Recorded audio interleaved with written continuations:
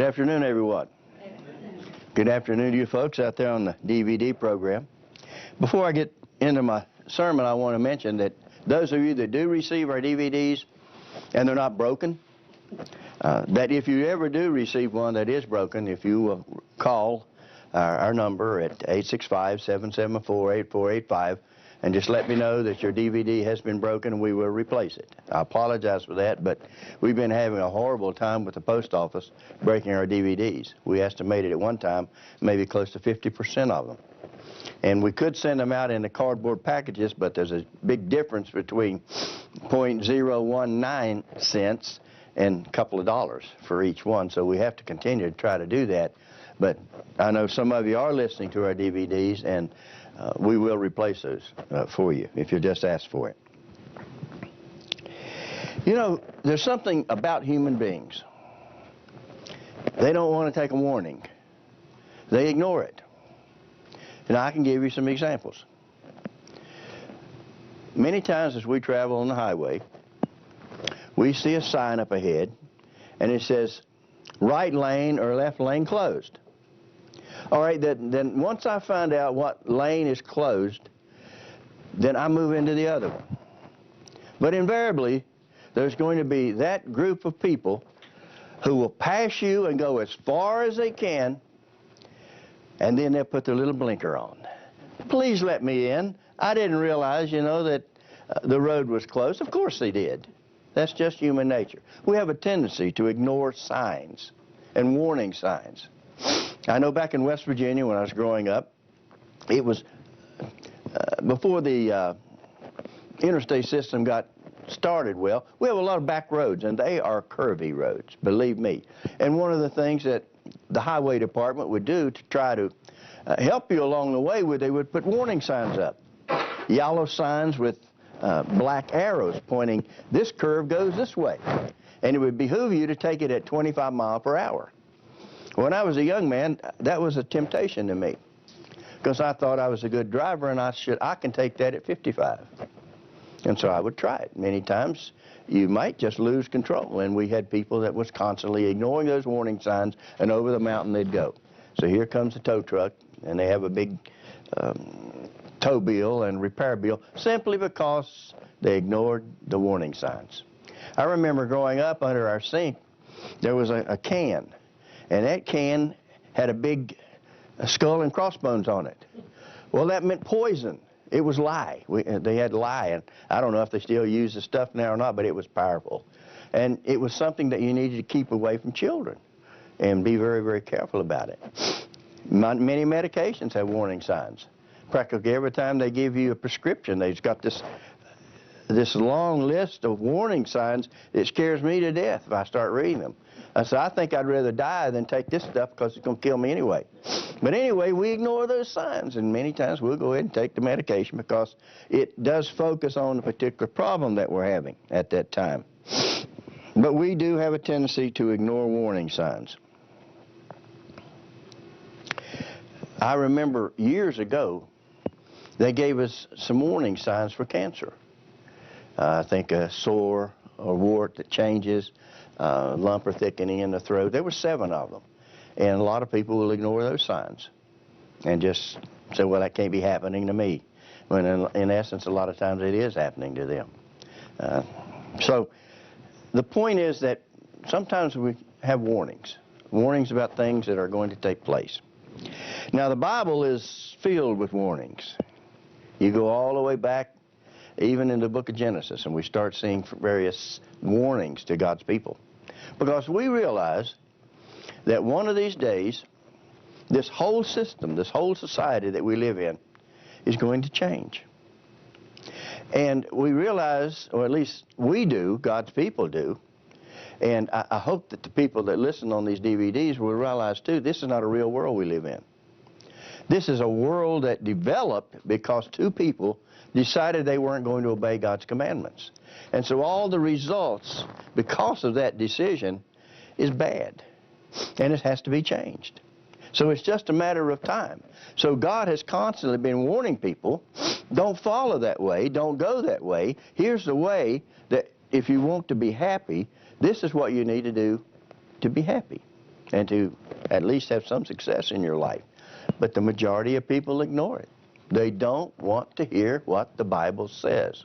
So they ignore it, and go on making decisions based upon what they want and what's good at that time they think for themselves.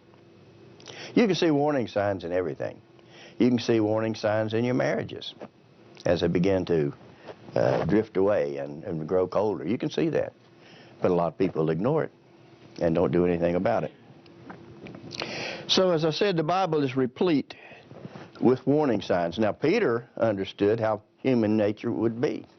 Over in the book of Peter, in 2 Peter 3, in verse 3, it says, know this first. He said, one of the first things I'm going to tell you, and that's one of the first things I'm telling you today in my introductory remarks, is that there will be in the last day scoffers.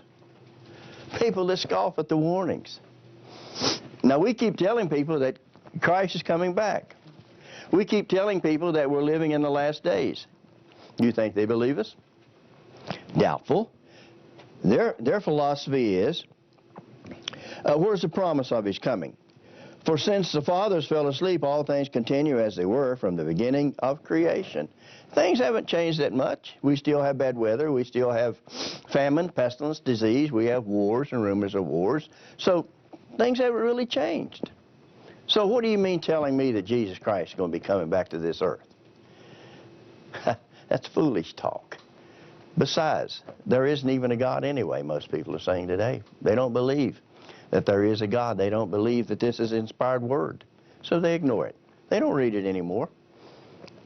Not to base their life upon it.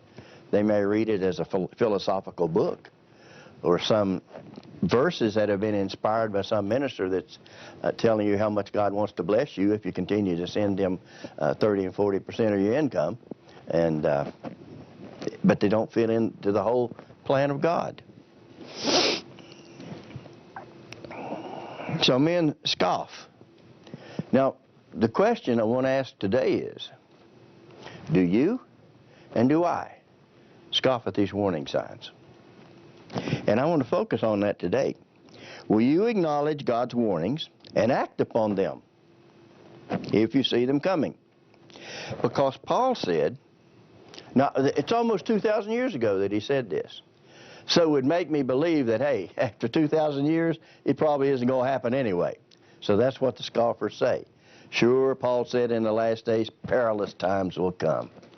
Well, I'll look around. It's not that bad. We still have a monthly paycheck. Social Security's still going. We still get our Obama phone. Everything's going pretty good. I got Medicare. I got Medicaid.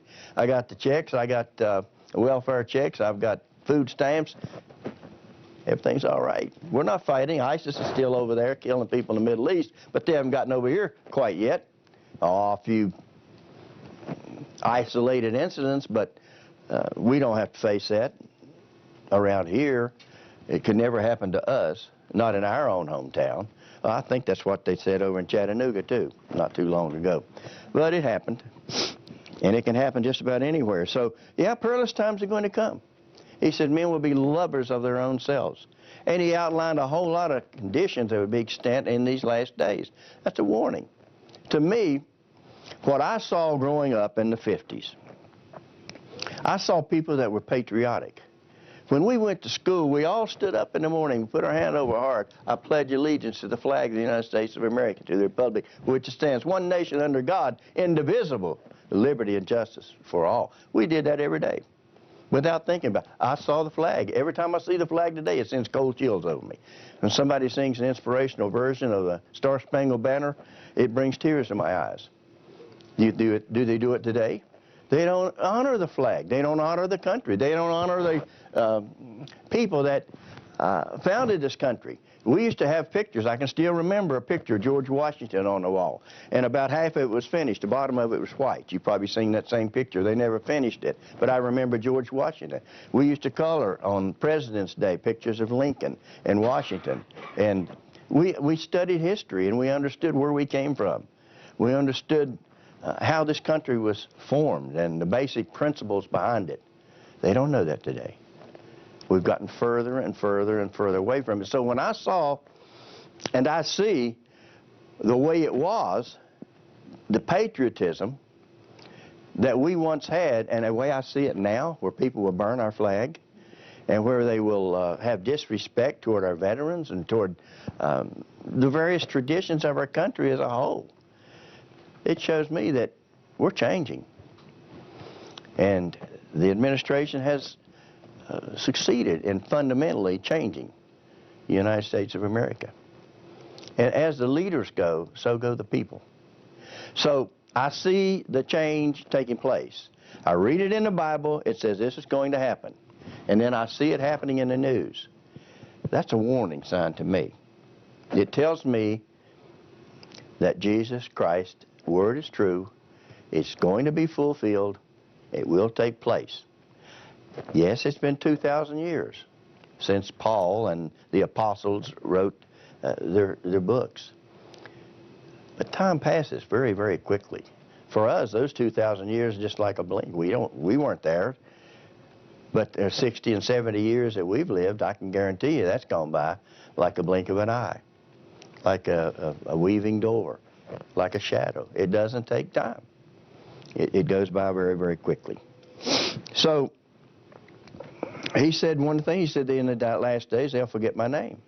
They've forgotten his name. They have forgotten who God is. He says, I'll break the pride of the power. We don't have any pride anymore. We're diminishing our military, our warships, our planes. They're taking them away. They're taking the number of soldiers that we have, and just the things that we were proud of as a country, the various traditions. They're making them take the commandments down in various places. What kind of country, what do we have, to look forward to? As a very foundational principles of our country are being eroded, what can happen? It can only fall apart. So you see all of those things that are taking place. And yet scoffers say, it's always been that way. And sure, we know how Rome fell. We know how it digressed, just like we are. They did the same things we did, became very immoral, and they fell, and of course we're falling the same way as Rome did. Well, the Church of God, as long as I can remember, when I was a member of the Worldwide Church of God back in the 60s and 70s, they preached that Christ was coming. They preached that there would be various conditions. They preached that there would be a United States of Europe to rise. Now, Herbert Armstrong, even before World War II was over, realized that that was not the final resurrection of the Roman Empire, that there would be one more to come. At first he thought it was the last one, but then I think he came to see differently. So he preached that there would be a financial collapse, and it's tied around the economy, that there will be a financial collapse somewhere down the line. The United States of Europe would grow and unite. We would decline in power as a nation and ultimately be defeated and have to go into captivity. That a third of us would die with famine, pestilence, and disease, a third into captivity, and a third through warfare. We've been told that for years. For years. And in fact, you've probably heard the story about the little boy that was out herding these sheep. And he went to town. He got bored, so he went to town. And he says, "Wolf, wolf!" And all the townspeople run out to get rid of the wolf. And he just laughed. He cracked himself up. "Ha, got you that time, didn't I?" Over and over and over, he cried out the warning. Until finally one day the wolf came. And the growling wolf sneaked up on the unsuspected sheep. And the little boy saw it, and his eyes grew big. And he ran to town, and he said, "Wolf, wolf!" And the people looked at him and laughed. "Yeah, sure." And so he lost his sheep. And that's the way it is with us as a church. We've get out warning after warning after warning, and we've heard this stuff so many times. Oh, not another sermon on prophecy, please. I know all that stuff. Don't bore me. I need to be inspired. Move me. Do something, say something that makes me want to keep the commandments, that helps me become a better person, that will get me into the kingdom of God. I need all that. But don't bore me with any more prophecy. You people have been warning us all these tragedies come upon us and the nation of Israel for years. Christ began his warnings back in Matthew 24, Mark 13, Luke 21. Those are all warnings. But that's been a long time ago, hasn't it? But he was warning them. It's relevant to our day today. But even before that, he warned us through his prophets. There's warnings back in the Old Testament about things that are going to take place today. Moses was inspired to write things. Remember what he said in the latter days? Back in Deuteronomy. Isaiah, Joel, Jonah, Daniel, Ezekiel. Let's go to Ezekiel. Ezekiel, if you'll remember, Ezekiel 33, was a prophet sent to the house of Israel. But you see, what most people don't understand today was Ezekiel wasn't even alive, or if he was, I doubt if he was, but Ezekiel was a prophet sent to the house of Israel. Now, the house of Israel went into captivity when? 721 to 718 BC. Ezekiel wasn't sent to those people. He was sent to the house of Israel around, my Bible tells me, about 587 BC. So what this prophecy is not to the house of Israel. They were already gone into captivity. It's to the modern house of Israel. And the problem is that most people don't understand who Israel is. Israel is the United States of America. The little country over there they call Israel today is Judah, one tribe. But the other tribes, Manasseh and Ephraim, Judah, Reuben, Gad, those are tribes of Israel. And this is a warning message to them. Now what Ezekiel said was this. In verse 1, again the word of the Lord came to me saying, Son of man, speak to the children of your people, and say to them, when I bring the sword upon a land, if the people of the land take a man of their coast and set him for a watchman. So it says here that there has to be a watchman to tell the people of the impending crisis that's coming. Now he goes on and says, and when he sees the sword or war come upon the land, blow the trumpet and warn them.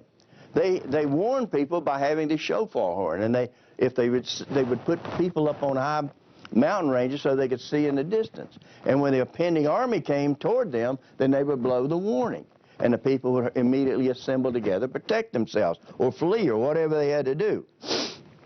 So we read in Isaiah 58 in verse 1, it says, cry aloud, spare not, lift up your voice like a trumpet. So the symbolism here is that we must use our voices as ministers to warn the people of the impending crisis ahead. And I'm here to tell you that Christ is going to come back. Just as sure as it's written in the pages of this Bible. I can't tell you when, though. I wish I could. And we could all wait until the day before to get ourselves ready. Pack our little bags and get ready to meet Christ in the clouds. But it doesn't work that way. And I want to show you why today. It doesn't work that way. Verse 4, then whosoever hears the sound of the trumpet and takes not warning, these people that ignore it, these scoffers, if the sword come and take him away, his blood should be on his own head. It's his problem. He should have listened, just as the people should have listened to the little boy who cried wolf that last time, but they didn't. He heard the sound of the trumpet and took not warning, his blood shall be upon him, but he that takes warning shall deliver his soul. So it's imperative that we do something about the warning, that we act on it. Just hearing it doesn't do you any good. You go home and say, oh, Mr. Trent said that Christ is going to come back. Yeah, we're going to be attacked. We're going to go down as a nation. Our pride and our power is going to be broken.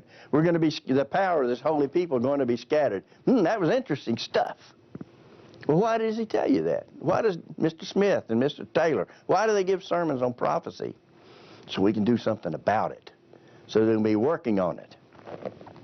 Verse 6, if the watchman see the sword come and blow not the trumpet, and the people be not warned, if the sword come and take any person from among them, he's taken away in his iniquity. But his blood will I require at the watchman's hand. You see, we don't have a choice. We don't have a choice not to give you sermons on prophecy and warn you of the impending crisis ahead. If we don't do that, we're not doing our job. And we shouldn't be standing at a podium before you. God requires that at our hand. So you, O son of man, I have set you a watchman to the house of Israel. You see, you can ask our ministers, any of them. You know, I'd much rather be doing something else. I was talking to Mr. Smith this morning. He was telling me about the articles he has to write, the sermons he has to prepare, and the many hours that he spends typing out these stories of the Bible. It takes time. And I know Mr. Taylor, when he goes into a sermon, he doesn't take it lightly, and he does research on it.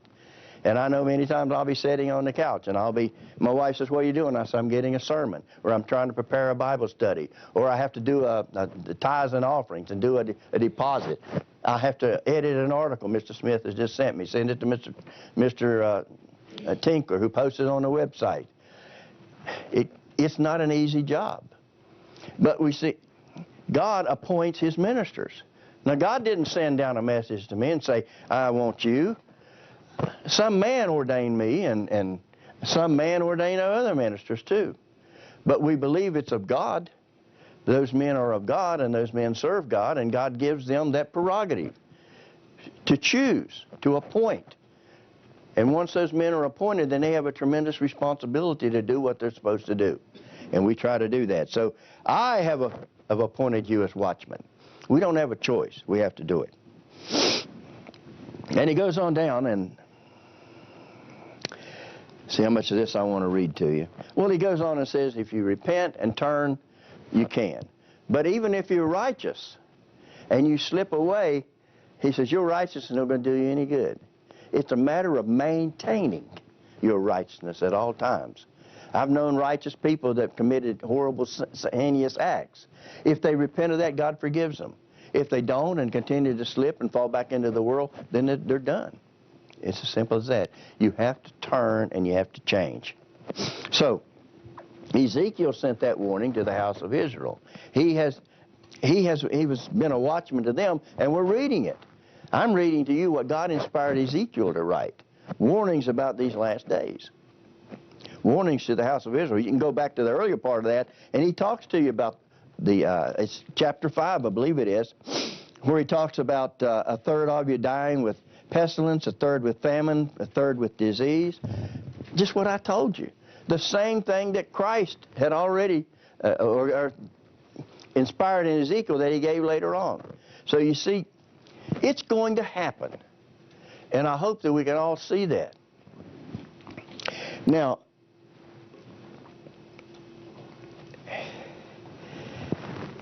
we understand that God is going to judge us, and judgment's on the house of God. Every one of us must stand before the judgment seat of God. So he's going to judge us based upon what we do, based upon what we know, based upon our obedience, based upon our attitude, based upon the character that we develop.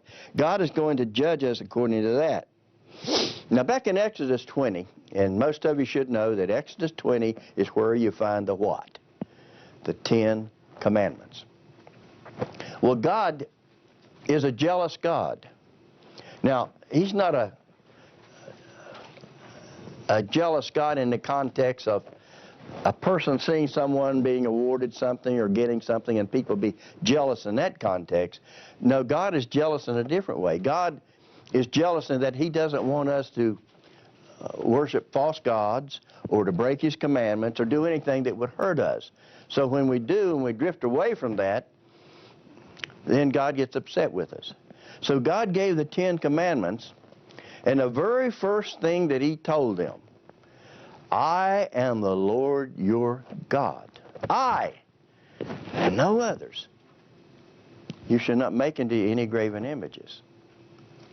And you shall have no other gods before me. So, when we want to obey God fully and totally, we can't have any other gods before him. Can't do it. Now, we as a nation have done that. Our automobiles, our homes, our boats, our sports, our music, I can go on and on and on. The things that people put before God. Their yard sales on Saturday, the shopping sprees, it goes on and on and on. The things that people do and put God back in the corner. Many of them, as I said, don't even read this book anymore. They don't acknowledge that it is the Word of God. So it is easy for people to put other things before God. Now, I got a warning for you today. the little shepherd boy's come to town. And he's crying out, the wolf is coming. The wolf, the big bad wolf is coming. And I want to warn you about something. Something that's going to take place, according to the Scriptures. So I've got to warn you about it. And I warn myself about it. And I want to begin going back to Revelation 13. And some may say, you're going back there again? Yes. And I hope you'll go with me. Revelation 13. What do we find in Revelation 13? We understand that this is the beast. Now, remember, we've been warned years ago by the Church of God that this beast is going to rise. Well, here he is, slithering up out of the water. This beast with 7 heads and 10 horns. And it's methodically growling as it comes up out of the water in the sea. And the water begins to pour off of its back. And it comes up on the seashore, and people see it and they wonder with great amazement, wow.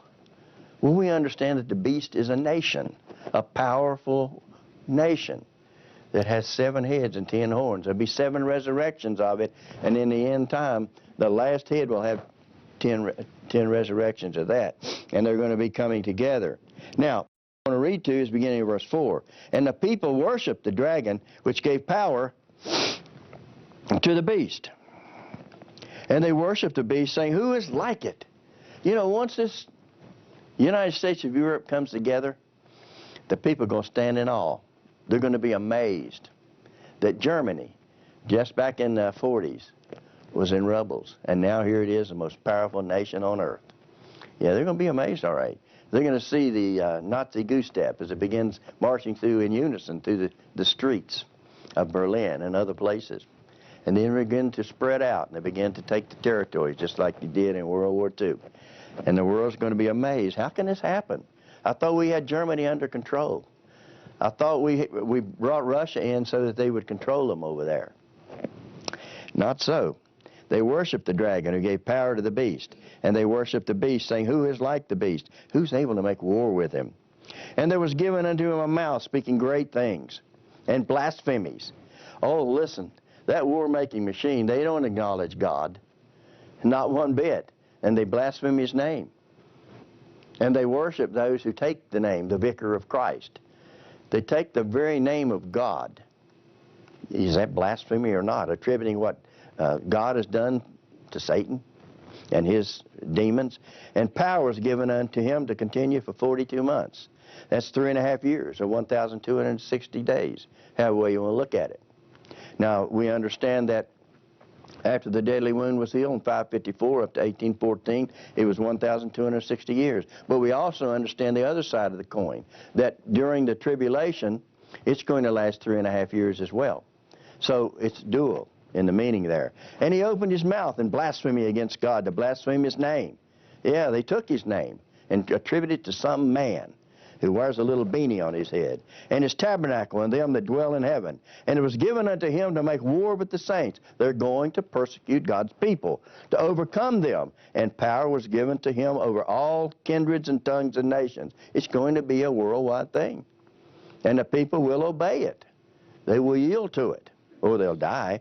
And all that dwell upon the earth shall worship him, whose names are not written in the book of the Lamb slain from the foundation of the world. Now notice verse 10. And it says, if you have an ear, let him hear. Well, I hope you have an ear. I hope that the warning that's going to go out today is heard. Some people will shut their ear, turn off their, that little thing that you put in your ear to help you hear. They'll turn that earphone off. They don't want to hear it. But some will perk up their ears and say, what's it going to say? And he that leads into captivity and go into captivity, he that kills with the sword must be killed with the sword. So that's their fate.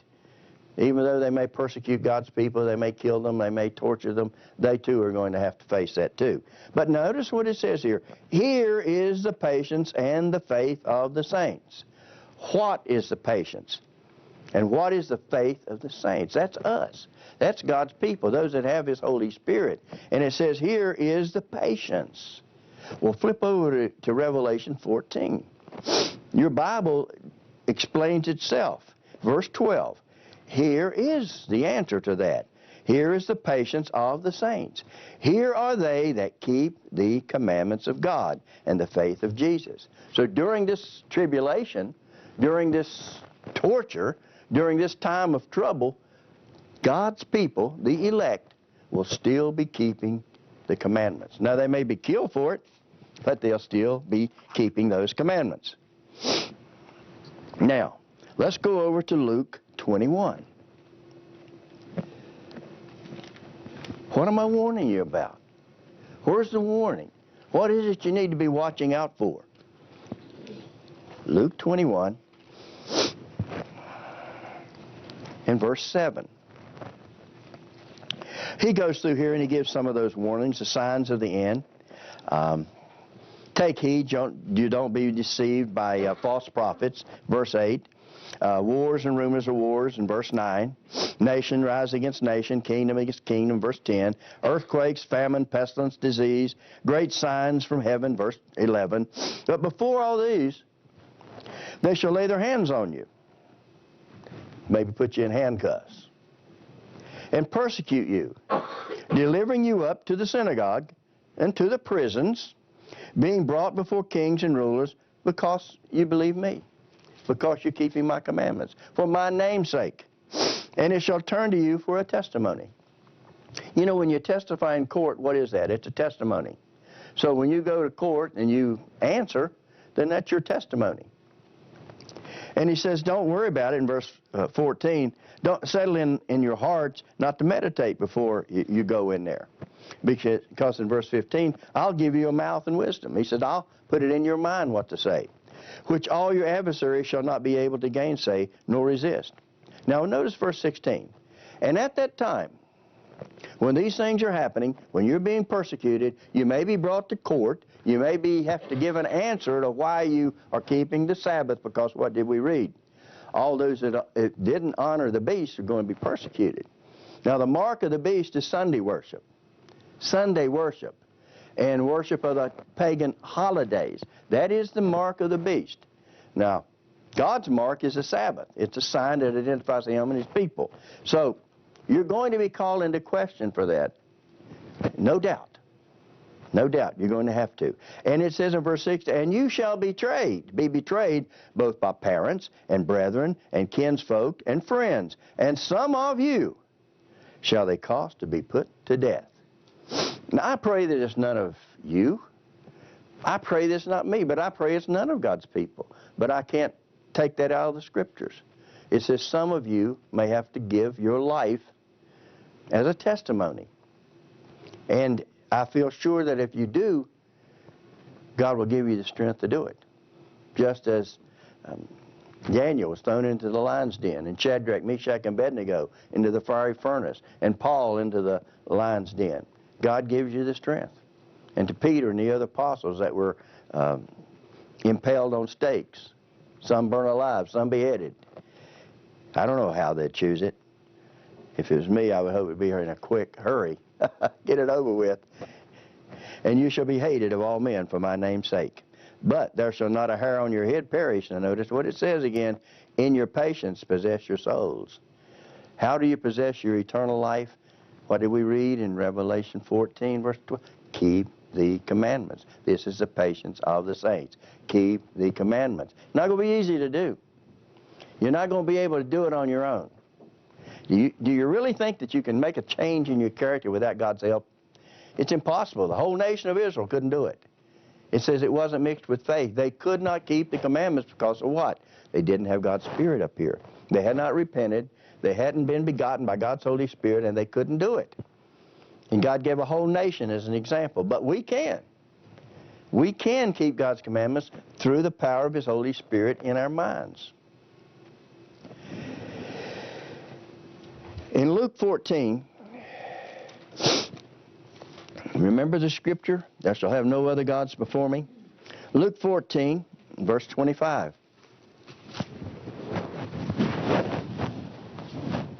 It says, and there went great multitudes with him, and he turned and said to them, if any man come to me, and hate not his father and mother and wife and children and brethren and sisters, yea, and his own life, also he cannot be my disciple. Now the word there is love less by comparison. You must love God more than your earthly father, your earthly mother, sisters, or brothers. He has to be first. Thou shalt have no other gods before me. Nothing can come before him. And it doesn't come easy to come to that point where he is first. Verse 27, whosoever does not bear his cross and come after me cannot be my disciple. And which of you, and he goes on and gives the thing about building a tower, you need to count the cost. And then he talks about going to war against a king coming who has more soldiers than you. Count the cost before you take your soldiers out there. See, we always ask, and I know Mr. Smith, Mr. Taylor do too, when they're counting someone for baptism. I say, have you counted the cost? Do you realize what this might cost you? Oh, yeah, sure, I know. When in essence, I don't know if they really do. In fact, I didn't know when they counseled me. All I wanted to do was be baptized. I needed to be baptized, but I had no idea the years of tests and trials that lay ahead of me. And if I had, I probably would have said, no, I don't want to fool with it. So God doesn't lay it all on you at once. It just comes gradually. And as you grow in knowledge and grace and dependence upon him, then he gives you the strength to get through it. It's a process, a gradual process. Verse 33, so likewise whosoever he be of you that forsakes not all that he has, you can't be my disciple. You cannot be. It has to be a total, complete commitment to God. Nothing else can replace it. Now, why did Christ give this parable? Well, he tells you right before that. Same chapter, verse 15.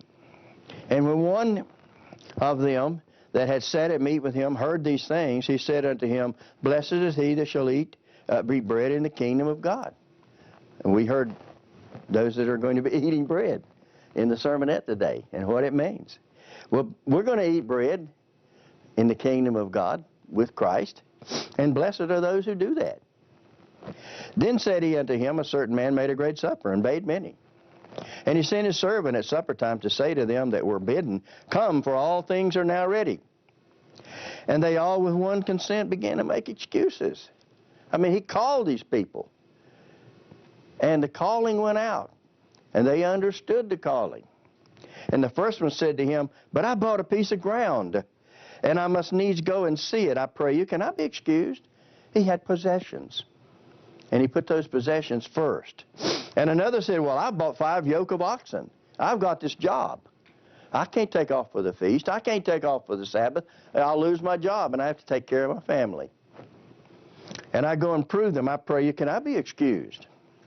And another said, well, I've married. I got a wife. I can't possibly come. I have to take care of her. And I got a little child on the way. God would certainly want me to take care of my children, wouldn't he? And he certainly does. But remember, thou shalt have no other gods before me. God has to come first. And you have to come to that point. Now, there's people out there right now that are listening to me that this sermon is going to have an impact on. By the time I'm finished today, I want you to think about what I'm saying, because I have some things I need to tell you. Back in Job, the 2nd chapter, in Job 2, verses 7 and 10, we were talking about this morning. I heard my wife and Mr. Smith talking about it, and I didn't say, well, that is going to impact upon my sermon a little bit. But in 2, you know, after Job was being tested and tried because he had a problem and God was going to work it out with him, you come to Job 2 and verse 7, it says, so went Satan forth from the presence of the Lord, and he smote Job with sore boils from the sole of his foot unto the crown of his head. Have you ever had a boil? If you haven't had a boil, you've never experienced pain. I remember one time I had one right on the back of my leg, and that thing just kept getting bigger and bigger and bigger. And one day I was out in the yard, and I pushed on that thing, and it popped, but it was sore. He had them all over from his head all the way to his feet. This guy was in misery. And God allowed Satan to do that to him. Put these boils on him, and he took him a potsherd, scraped himself with all, and he sat down in ashes. You talk about misery. Now, at that time, he needed comfort. He needed someone to come up and say, you can handle it, you can do it, you can make it. But here comes his wife. Why don't you curse God and die, old man? That was her comfort. Curse God and die, man. You can bring all this trouble on us. We done lost all our kids. We lost our products. We lost our sheep, our cattle, our homes. In fact, I wouldn't care if I lose you, she probably said. Why don't you just die? But he said to her, you speak as one of the foolish women speaks. What? Shall we receive good at the hand of God, and shall we not receive evil? And all this Job didn't sin with his lips. With his lips. Now over in 1 Corinthians 7, 1 Corinthians 7, if you're familiar with this book, we realize that the Corinthian church was a pagan church, and that God had opened the way to the Gentiles in Acts the 10th chapter, and now he was beginning to bring Gentiles in. These Gentiles, they were pagan to the core. I mean, they had all types of sexual sins. They worshiped false gods. They ate just about anything they wanted to eat. I mean, if you want to talk about paganism, they were pagan. But now they were beginning to get converted. But just as you, when you come into the knowledge of the truth, you got a lot of questions. I remember when my wife and I met with the ministers for counseling for our baptism. We had a whole list of questions to ask.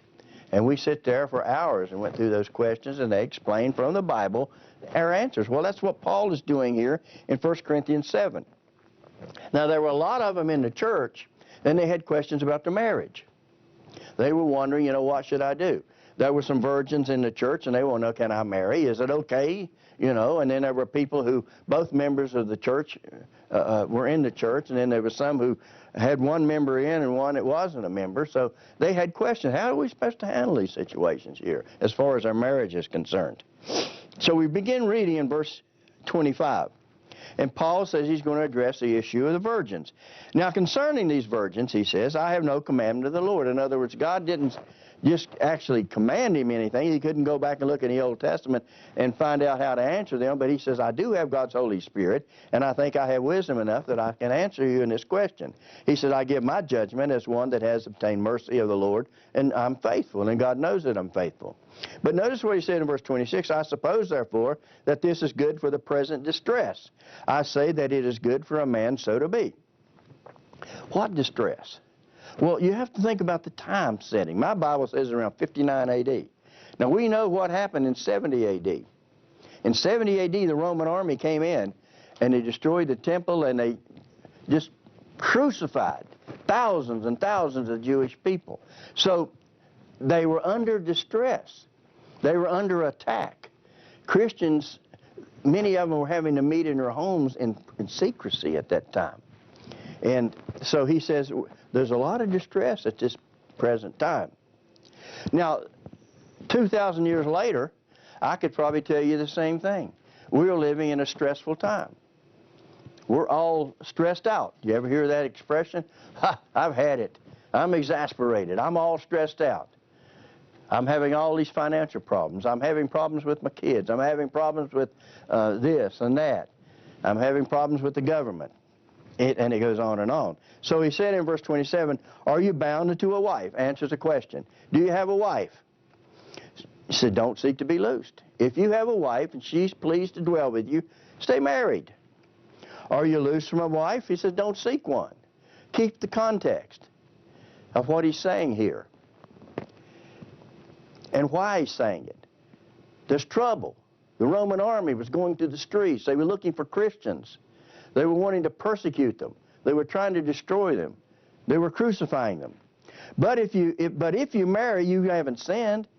Marriage is holy and just and good and honorable. And if a virgin marries, she hasn't sinned either. Nevertheless, such shall have trouble in the flesh. But I spare you.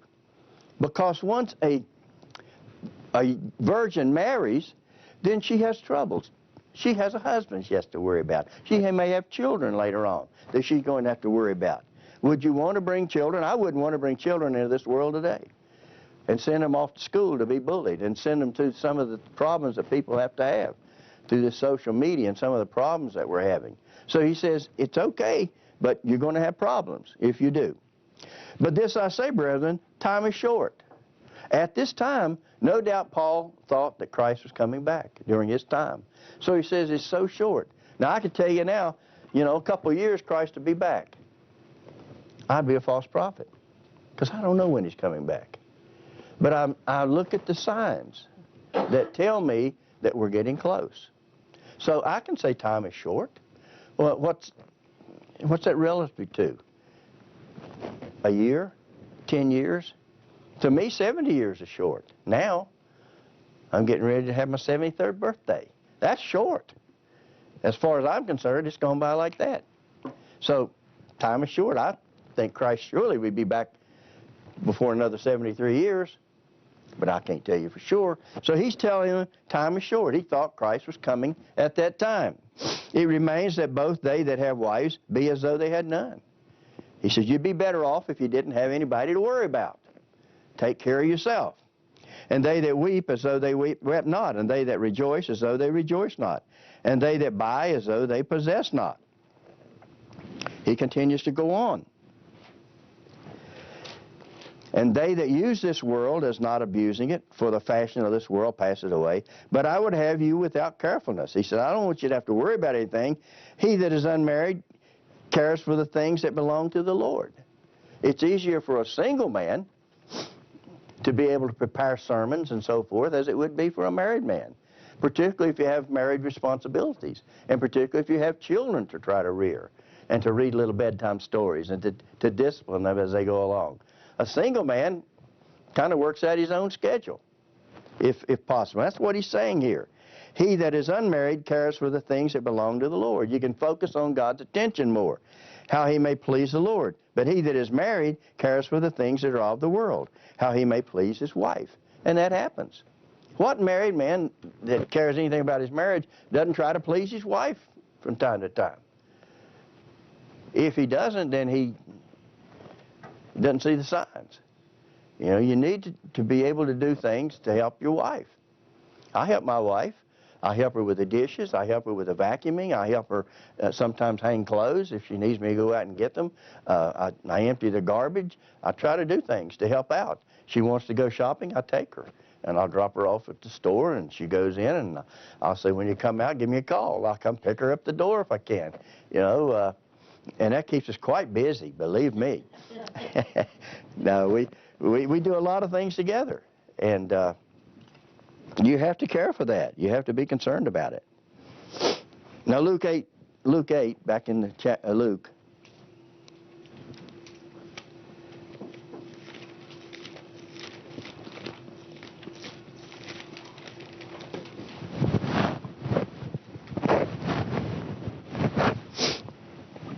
In Luke 8 and verse 13.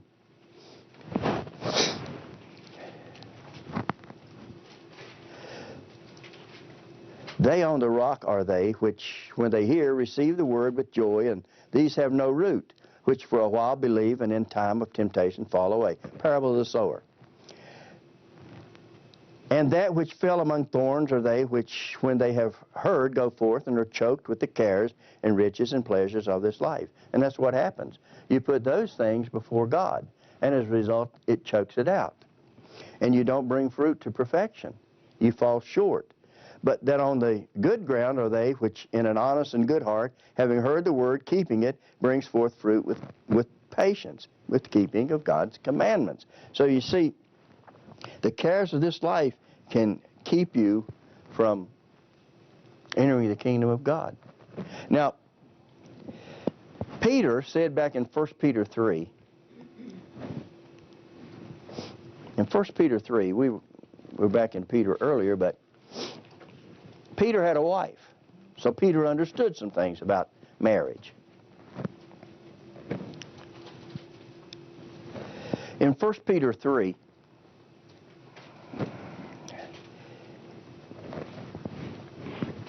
make sure I get where I'm supposed to be. Verse 1, likewise. Now this was about 60 AD, according to my Bible, and I don't put a lot of stock in the time frames there. But you wives, be subject to your husbands, that if any obey not the word, in other words, if you have an unconverted mate, someone that doesn't believe the way you do, that they also may without the word be won by the conduct of your wives. In other words, God expects the converted woman, or I guess you could reverse that to the man, to live such a life that that person would see how God has blessed you and want to do the same thing. So we know back in Corinthians that it says you can be sanctified. The unconverted can be sanctified by the converted. So there is a possibility. Yeah, I've seen it happen before. I had a cousin one time that her husband was in the church 30 years. And she would come with him all the time. And come with my cousin was his wife. And after about 30 years, she finally was baptized. I don't know if in spite of him or because of him, she got baptized. In verse 2, while they behold your chaste conduct, in other words, your character development, coupled with fear, respect for God, whose adorning let it not be the outward adorning of the plaiting of the hair and of the wearing of gold or of putting on of apparel. In other words, women, don't take this wrong, women should look nice. They should take care of themselves. But God is more interested on what's on the inside, the character, the development's on the inside rather than the outside. So he's talking about the hidden man or the hidden woman or the hidden person of the heart who has a meek and quiet spirit. For after this manner in the old time, he gives the example of Sarah being subject to her husband. That just doesn't work today. It wouldn't be politically correct for a wife to say that she was in subject to her husband. It would be racism. It would be sexist. If a man if I stood up and gave this sermon before a congregation of women's writers, they'd ride me out of town. I'd probably have a lawsuit. I'd be such a sexist and such a racist because it just doesn't work that way. Things have changed drastically. For after this manner in the old time, the holy women who trusted in God adorned themselves, being subject to their husbands, and gives the example of Sarah. And it says in verse 7, likewise you husbands, dwell with them according to knowledge, giving honor unto the wife, as unto the weaker vessel, and as being heirs together of the grace of life, that your prayers need be not hindered. You know, he's saying you need to try to get along with husbands and wives. Have you ever tried to go pray after having a big fuss? It's kind of hard to concentrate, isn't it? I might as well get up from here. It's just not going to work. You're thinking about the hurtful words that may have been said, and you just can't begin to focus on God. So he says, in order to maintain a healthy marriage relationship, try to get along. He goes on and gives other things that I'm not going to discuss here, but the words heirs together. You know, we, God's people, are going to be heirs together. We're all going to inherit eternal life. So it's possible that the husband and wife could be heirs together along with members of God's church to be heirs in the kingdom of God. So he gives some instruction here as far as husbands and wives, but you must not ever put that mate before God. He says obey God rather than man. Now, we'll give you an example of something I used to do years ago. When I was a young man, I was a pretty good athlete. And I could not wait until November rolled around and they posted on the board, basketball practice begins. So they would take us down to the gym and we would all line up before they ever gave us a ball to start shooting and playing. It was conditioning. I can still remember lining up 3 rows and they'd put the ball in the middle and you'd start running. And the man in the middle would pass over here. He'd pass it back to the middle and over here, all the way down to the wall. As soon as you got down there, the others behind you, and you took off back down. Over and over and over and over. Sweat would just be dripping off of you. You'd be soaking wet. And then when you thought that was done, he'd say, all right, 50 laps around the gym. And it wasn't just around the gym. It was around the gym, up the steps, across the top, down the steps, and back around. And then when you thought it was over, then he says, all right, let's do suicides. They put you on the end of the line. You went to the foul line and back. You went to the half line and back. Foul line on the other end and back. All the way to the other end and back. It exhausted you. But when the game time rolled around, we were ready to play. The team that I played for played a zone press. We pressed all game. You had to be in condition. If you weren't, you couldn't keep up. You couldn't perform like you were supposed to.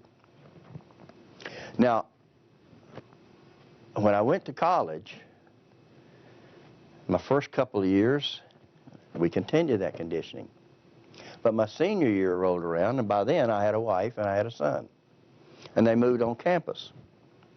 And then I was preparing to be a teacher. So my fourth period class, or the last class of the day, I had to go to a local high school and do student teaching.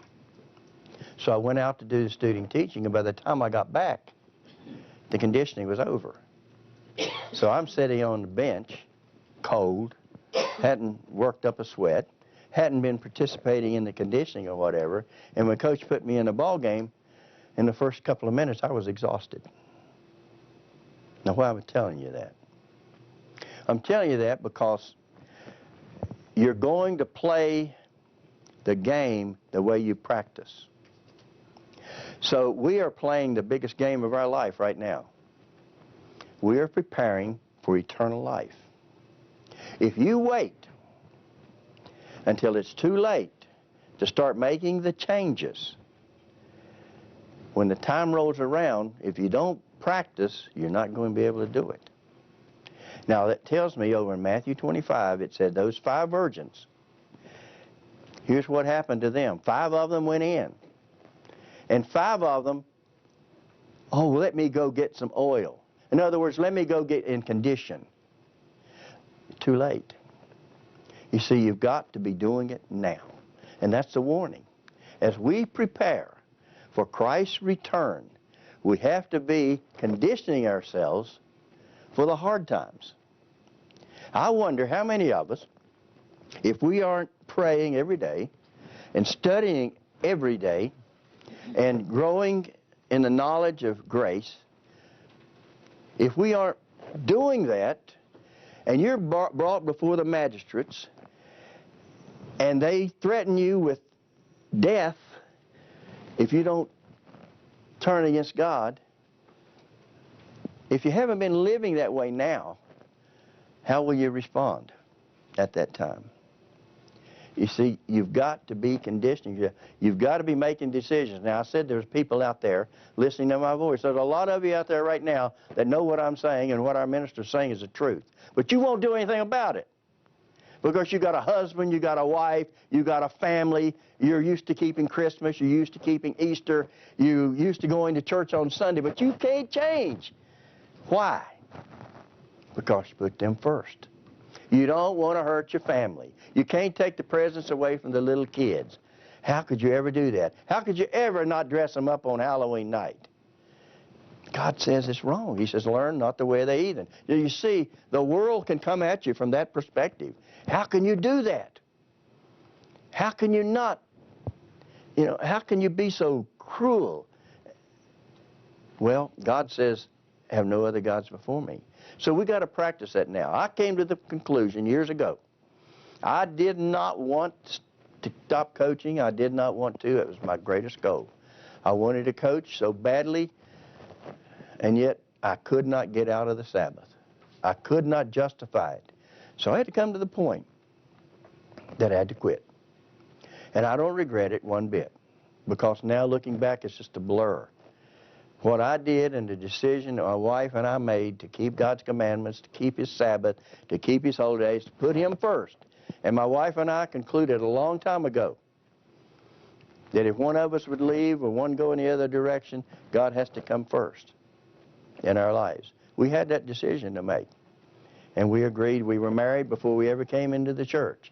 And whatever decision the other one makes, that's up to them. I hope and pray that she stays. I hope and pray that I stay, and that we can be heirs together in the kingdom of God.